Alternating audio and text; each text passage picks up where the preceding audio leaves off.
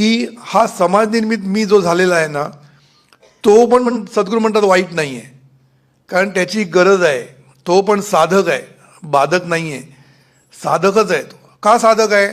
कारण तुम्हाला जर व्यवहार करायचा असेल, प्रपंच करायचा असेल, तर तुम्हाला तुमच्यामधलं वेगळेपण हे टिकवायलाच लागेल.